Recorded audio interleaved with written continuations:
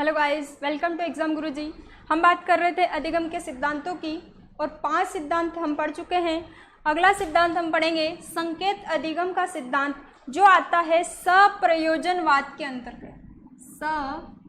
सप्रयोजनवाद के अंतर्गत 4 सिद्धांत हमने व्यवहारवाद पर आधारित पढ़े थे, एक सिद्धांत हमने गेस्टाल्टवाद पर आधारित पढ़ा और ये जो सिद्धांत आता है सप्रयोजनवाद पर आधारित है। और सिद्धांत को देने वाले हैं टोलमैन। ये दिया था इन्होंने 1942 में। और टोलमैन जो थे अमेरिका के थे।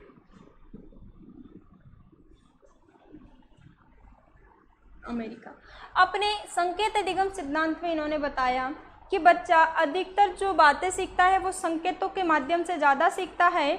और उद्देश्य का महत्व भी इन्होंने अपने सिद्धांत में बताया कि बच्चा वही कार्य सीखता है जो उसका उद्देश्य है। उद्देश्य यदि उसका निर्धारित कर दिया जाएगा तो वो उस कार्य को जल्दी सीख लेगा। यानी उद्देश्य का महत्व भी इन्होंने अपने सिद्धांत में बताया और संकेतों के माध्यम से सीखने के कारण इस सिद्धांत का इन्होंने नाम दिया संकेत अधिगम का सिद्धांत। प्रयोग इन्होंने किया था चूहे पर,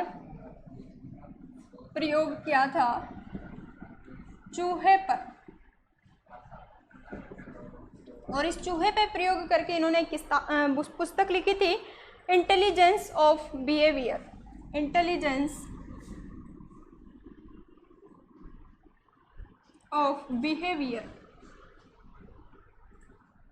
ये पुस्तक है टोलमैन की। इस सिद्धांत को कुछ अन्य नामों से जाना जाता है। इसे कहा जाता है प्रतीक अधिगम का सिद्धांत। प्रतीक अधिगम का सिद्धांत छोटा सिद्धांत है ये। दूसरा नाम है इसका चिन्ह अधिगम का सिद्धांत। चिन्ह अधिगम का सिद्धांत। तीसरा नाम है इसका उद्देश्यवाद का सिद्धांत। उद्देश्य के कारण सीखा जाता है, इसलिए इसे कहा जाता है उद्देश्यवाद का सिद्धांत।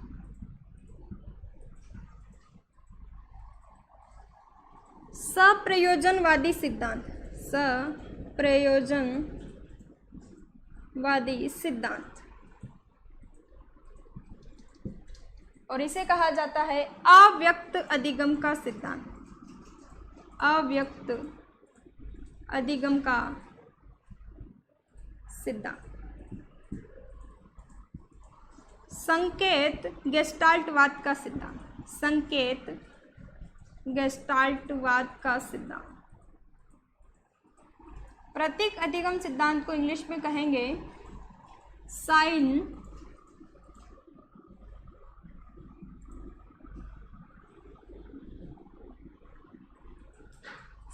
लर्निंग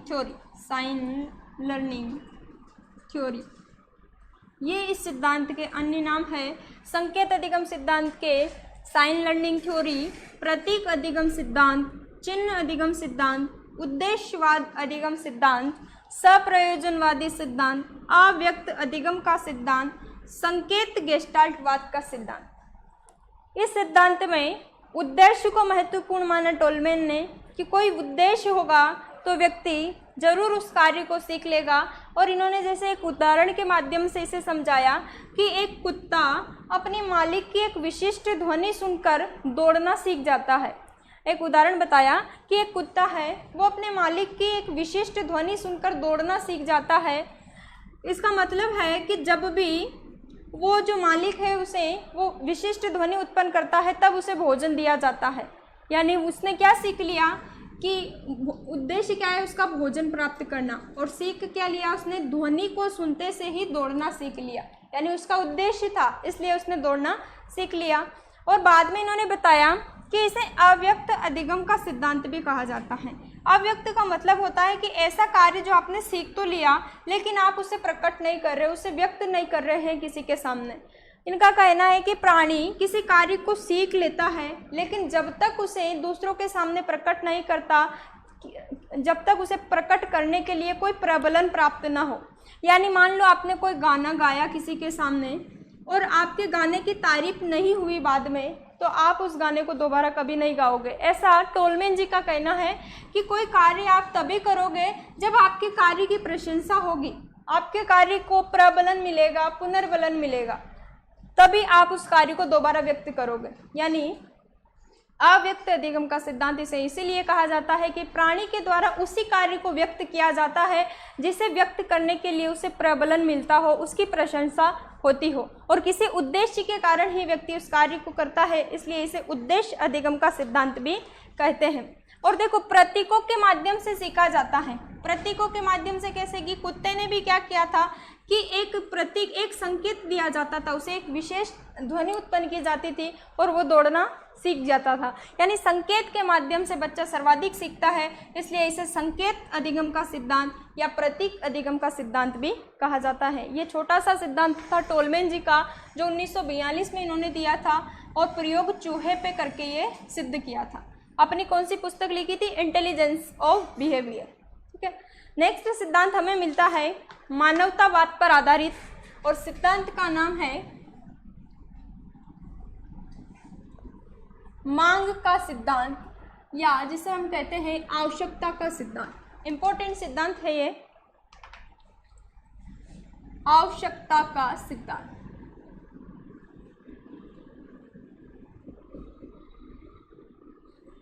मानवतावाद पर आधारित है। ठीक है। देने वाले हैं अब्राहम मैस्लो। अब्राहम मैस्लो कब दिया था उन्होंने? 1954 में दिया था, और ये थे स्विट्जरलैंड के। यानी ये सिद्धांत कहाँ पर दिया गया? स्विट्जरलैंड।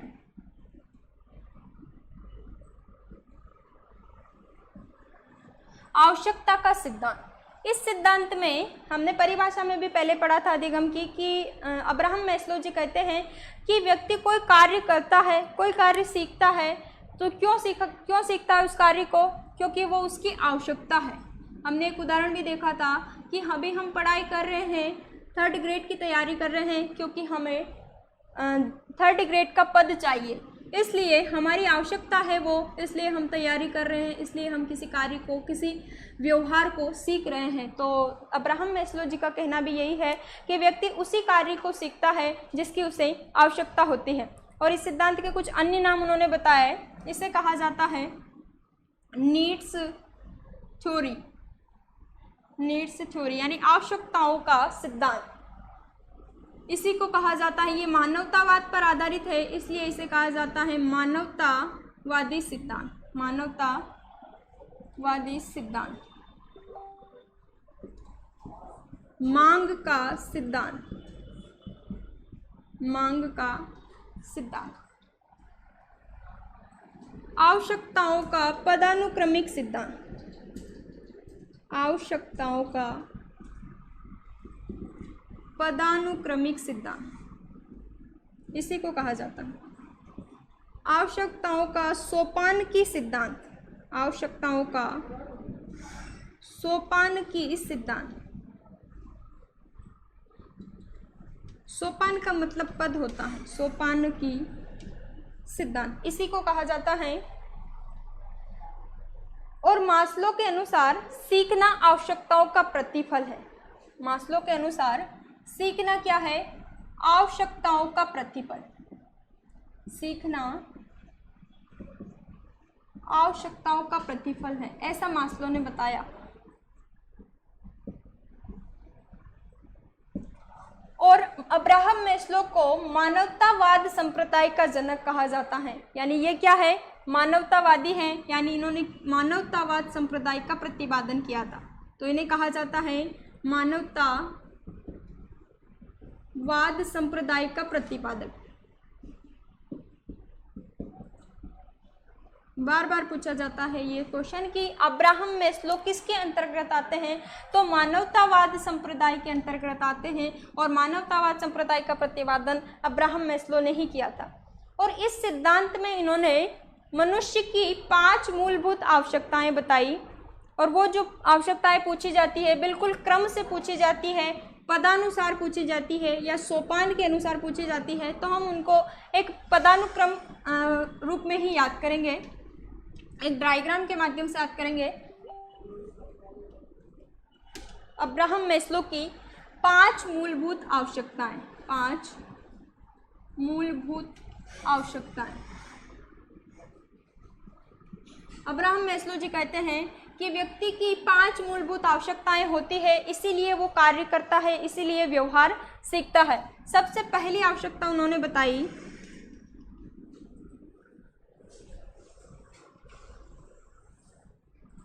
पांच आवश्यकताएं बताई। पहली आवश्यकता उन्होंने बताई जैविक या दैहिक आवश्यकता। जैविक, जिसे हम शारीरिक आवश्यकता भी कहते हैं, शारीरिक, दैहिक, जैविक आवश्यकता, तीनों ही नाम इसके हैं, शारीरिक आवश्यकता, दैहिक आवश्यकता, जैविक आवश्यकता। और इसके अंतर्गत आता है भूख, प्यास, नींद। अब्राहम मैस्लो का कहना है कि सबसे पहले व्यक्ति को जैविक आवश्यकता की ज़रूरत होती है, यानी उसे भोजन चाहिए, पानी चाहिए और आराम चाहिए, तब जाके वो दूसरी आवश्यकता के लिए कार्य करता है। उसकी जो प्राथमिक आवश्यकता है, जो महत्वपूर्ण आवश्यकता है, वो है शारीरिक या दैहिक आवश्यकता। ये आवश्यकता की पूर्ति होने के बाद व्यक्ति एक सुरक्षा की आवश्यकता महसूस करता है। दूसरे नंबर, ये पहली है, दूसरे नंबर पर आती है सुरक्षा की आवश्यकता।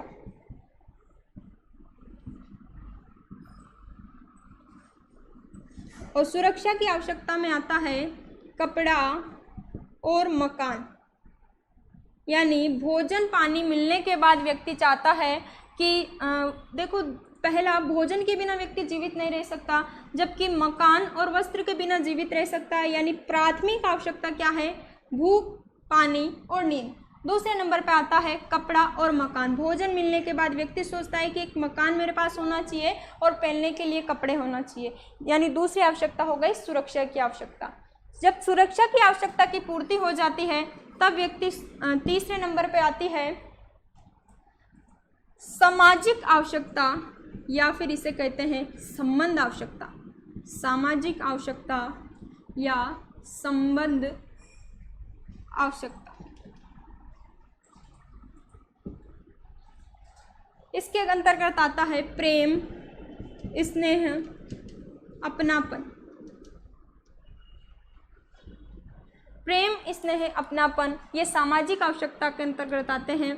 देखो, अपनापन या फिर हम कहेंगे रिलेशनशिप कौन देता है? समाज देता है। जब व्यक्ति के पास भोजन भी पर्याप्त मात्रा में हो, उसके पास मकान भी हो, तो फिर वो महसूस करता है कि समाज से उसका लगाव होना चाहिए, समाज से अब उसका अपनापन होना चाहिए। तीसरे नंबर पर आती है सामाजिक आवश्यकता। और चौथे नंबर पर बताया उन्होंने सम्मान की आवश्यकता। सम्मान की आवश्यकता। और सम्मान की आवश्यकता में आता है प्रतिष्ठा या मान सम्मान। मान सम्मान यानी जब व्यक्ति के पास रिलेशनशिप भी बन जाता है तो वो सोचता है कि अब समाज में मेरा सम्मान होना चाहिए। यानी अब मुझे कुछ ऐसा करना चाहिए जिससे लोग मेरा आदर करें, मुझे प्रतिष्ठा प्राप्त हो, मान सम्मान मिले। ये चौथे नंबर पर आता है। देखो, यदि मान सम्मान न मिले तब भी आप जीवित रह सकते हो, अपनापन ना मिले तब भी जीवित रह सकते हो, मकान या कपड़ा ना मिले तब भी जीवित रह सकते हो, लेकिन भोजन पानी के बिना आप जीवित नहीं रह सकते हो। इसलिए अब्राहम मैस्लो ने जो प्राथमिक आवश्यकता बताया है वो भोजन, पानी और नींद को बताया है। ये व्यक्ति की जैविक आवश्यकता है। पांचवें नंबर पर अब्राहम मैस्लो ने बताया आत्म सिद्धि की आवश्यकता, या इसे कहते हैं आत्म विकास की आवश्यकता।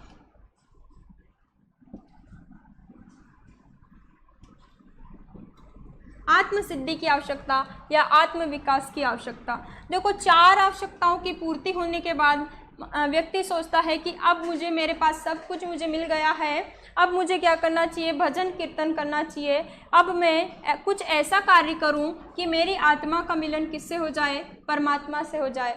यानी लास्ट स्टेज में वो क्या करता है? भजन कीर्तन करता है, भजन कीर्तन सीखता है। क्यों? भगवान आत्मा का मिलन किससे करवाने के लिए? परमात्मा से। सबसे पहले भूख, भोजन, पानी, नींद की आवश्यकता की पूर्ति हो गई, कपड़ा मकान उसे मिल गया, अपनापन उसे मिल गया, प्रतिष्ठा उसे प्राप्त हो गई। अब वो चाहता है कि सब कुछ मुझे मिल गया, अब तो मैं चाहता हूँ कि मैं स्वर्ग में चला जाऊँ, यानी मेरा क्या हो जाए, आत्मा का मिलन परमात्मा से हो जाए। और ये क्रम से पूछा जाता है कि अब्राहम मैस्लो ने अपनी पदानुक्रमिक सिद्धांत में तीसरी आवश्यकता किसे बताया, तो तीसरी आवश्यकता बताया सामाजिक आवश्यकता को। और सबसे महत्वपूर्ण जो आवश्यकता बताया, सर्वश्रेष्ठ और प्रथम आवश्यकता, वो है शारीरिक आवश्यकता। इसको कहा सर्वश्रेष्ठ व प्रथम आवश्यकता। जबकि जो पांचवी आवश्यकता है उसे इन्होंने बताया सर्वोच्च आवश्यकता। ये सबसे ऊपर वाली आवश्यकता है। देखो, इसको याद करने के लिए हम एक ट्रिक बना सकते हैं, क्योंकि ये क्रम से पूछा जाता है। तो एक ट्रिक है कि मैस्लो इसलिए लिखा कि ये जो सिद्धांत दिया है वो किसने दिया, मैस्लो ने दिया, अब्राहम मैस्लो ने। मैस्लो की शासु, एक शब्द बना लिया, मैस्लो की शासु का समाज में सम्मान होगा, वह आत्मा का मिलन परमात्मा से होगा, आत्मा का मिलन परमात्मा से होगा। क्रम से याद करने के लिए बनाई है ये लाइन हमने कि मैस्लो की सासू का समाज में सम्मान होगा और फिर क्या होगा, आत्मा का मिलन परमात्मा से होगा। तो याद कैसे करेंगे, मैस्लो सिद्धांत किसने दिया, मैस्लो ने। शा से हो जाएगा शारीरिक आवश्यकता, सु से हो जाएगा सुरक्षा की आवश्यकता, समाज से हो जाएगा सामाजिक आवश्यकता, सम्मान से हो जाएगा सम्मान की आवश्यकता, और आत्मा से हो जाएगा आत्म सिद्धि या आत्म विकास की आवश्यकता। ठीक है, ये अब्राहम मैस्लो ने अपने सिद्धांत में बताया है और सिद्धांत का नाम है आवश्यकता का सिद्धांत। इस सिद्धांत को हम मांग का सिद्धांत के नाम से भी जानते हैं। और ये जो सिद्धांत उन्होंने दिया था 1954 में दिया था, और इन्हें मानवतावाद संप्रदाय का जनक कहा जाता है। इसके बाद जो अगला सिद्धांत आता है उसका नाम है क्षेत्रवादी सिद्धांत।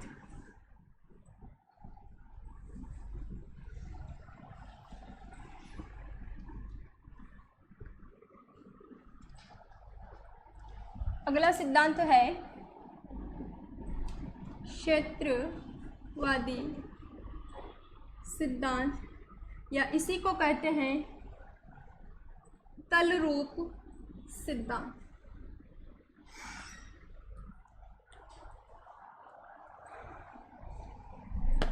ये संज्ञानात्मक सिद्धांत के अंतर्गत आता है या ज्ञानात्मक सिद्धांत के अंतर्गत आता है, इसलिए इसे संज्ञानात्मक क्षेत्र का सिद्धांत या ज्ञानात्मक क्षेत्र का सिद्धांत भी कहा जाता है। और इसे दिया है कुर्ट लेविन ने। कुर्ट लेविन, ये जो कुर्ट लेविन है, इन्होंने जर्मनी में गेस्टाल्टवादियों के साथ में काम किया था। हमने 4 नाम पढ़े थे कि गेस्टाल्टवादियों में वर्दीमर, कोफका, कोहलर और कुर्ट लेविन भी शामिल थे। लेकिन बाद में 1917 में इन्होंने गेस्टाल्टवादियों से अलग होकर एक नए संप्रदाय की स्थापना की थी, या एक नया सिद्धांत दिया था जिसका नाम है क्षेत्रवादी या तलरूप सिद्धांत। और ये इन्होंने कब दिया था, 1917 में गेस्टाल्टवादियों से अलग होकर। और कहाँ पर दिया था, जर्मनी में। ये क्या थे, गेस्टाल्टवादी मनोवैज्ञानिक थे, गेस्टाल्टवादी मनोवैज्ञानिक।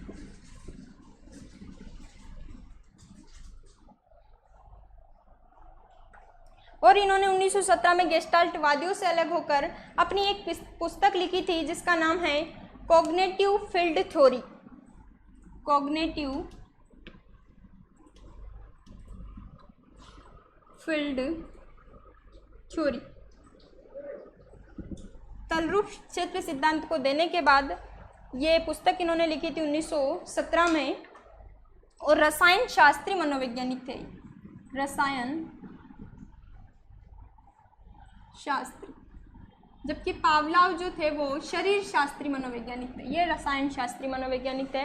और इस सिद्धांत के कुछ अन्य नाम हैं, इसे कहा जाता है, ये जो पुस्तक है कॉग्निटिव फील्ड थ्योरी, इसी सिद्धांत के नाम से भी इसे जाना जाता है। यानी पहला नाम इसका हो जाएगा कॉग्निटिव फील्ड थ्योरी, दूसरा नाम है इसका ज्ञानात्मक विकास का सिद्धांत, ज्ञानात्मक विकास का सिद्धांत।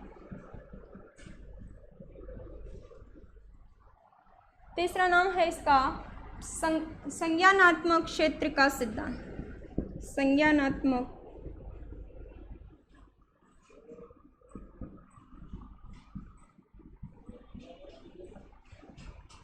क्षेत्र का सिद्धांत।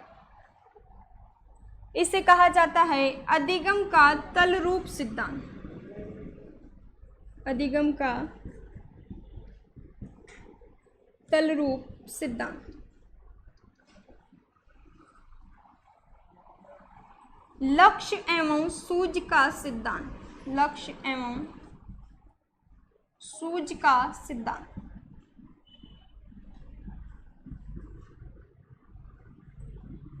समूह गतिकी का सिद्धांत, समूह गतिकी का सिद्धांत। और इसी को कहा जाता है व्यवहार गतिकी का सिद्धांत, व्यवहार गतिकी का सिद्धांत। देखो, इस सिद्धांत में कुर्ट लेविन जी ने जीवन स्थल शब्द को महत्वपूर्ण माना। किस शब्द को महत्वपूर्ण माना? जीवन स्थल, या हम कह सकते हैं कि वातावरण में व्यक्ति की स्थिति को महत्व दिया, वातावरण में व्यक्ति की स्थिति को महत्व दिया। आधार पूछा जाता है कि तलरूप क्षेत्र सिद्धांत का जो मुख्य आधार है वो क्या है, तो वो है वातावरण में व्यक्ति की स्थिति। इनका कहना है कि हमें बच्चे को उसके संज्ञानात्मक क्षेत्र में रहकर ही सिखाना चाहिए, या ये कह सकते हैं कि जिस वातावरण में बच्चा है उसी वातावरण में रहकर उसे सिखाना है। उसका वातावरण हमें परिवर्तन नहीं करना चाहिए, मतलब उसमें हम सुधार कर सकते हैं लेकिन चेंज नहीं करना है, एक जगह से दूसरी जगह स्थानांतरित बच्चे को नहीं करना है, क्योंकि वातावरण चेंज होने के बाद लक्ष्य को प्राप्त करने में बहुत ज़्यादा समय लग जाता है। ऐसा कुर्ट लेविन जी का कहना है कि जीवन स्थल यानी जहाँ पर बच्चा है, जो वातावरण उसका है, जो पर्यावरण उसका है, उसी में रहकर, उसी संज्ञानात्मक क्षेत्र में रहकर उसे सिखाया जाना चाहिए। यानी उन्होंने जीवन स्थल शब्द को महत्वपूर्ण माना, वातावरण में व्यक्ति की स्थिति को महत्वपूर्ण माना, और निष्कर्ष ये निकाला कि बालकों को उनके संज्ञानात्मक क्षेत्र में ही सिखाना चाहिए, क्योंकि और वातावरण में जो वातावरण है या उनका जो संज्ञानात्मक क्षेत्र है उसी में उनको सिखाना चाहिए, और जो प्राथमिक शिक्षा है वो उन्हें मातृभाषा में देनी चाहिए। यानी जो प्रारंभिक शिक्षा है बच्चे को मातृभाषा में देनी चाहिए, और कहाँ पर देनी चाहिए? जीवन स्थल में या फिर संज्ञानात्मक क्षेत्र में। लास्ट में बताया, क्या बताया कि प्रारंभिक शिक्षा मातृभाषा में देनी है। छोटा सा सिद्धांत था इनका, क्षेत्रवादी सिद्धांत या तलरूप सिद्धांत। तल यानी क्षेत्र है ना, जीवन स्थल, जहाँ पर बच्चे ने जन्म लिया, जहाँ जो उसका संज्ञानात्मक क्षेत्र है वहीं पर रहकर उसे ज्ञान दिया जाए। रसायन शास्त्री मनोवैज्ञानिक थे, 1917 में प्रयोग किया, जर्मनी में किया, और गेस्टाल्ट वादियों के साथ में थे ये पहले, लेकिन 1917 में अलग हुए और क्षेत्रवादी सिद्धांत का निर्माण किया और एक पुस्तक लिखी जिसका नाम है कॉग्निटिव फील्ड थ्योरी। ये है कुर्ट लेविन जी का सिद्धांत, जिससे हमें ये शिक्षा मिलती है, ये निष्कर्ष निकलता है कि बच्चे की जो प्रारंभिक शिक्षा है वो मातृभाषा में होनी चाहिए और अपने ही वातावरण में होनी चाहिए। आज का लेक्चर हम यही समाप्त करते हैं। Thank you.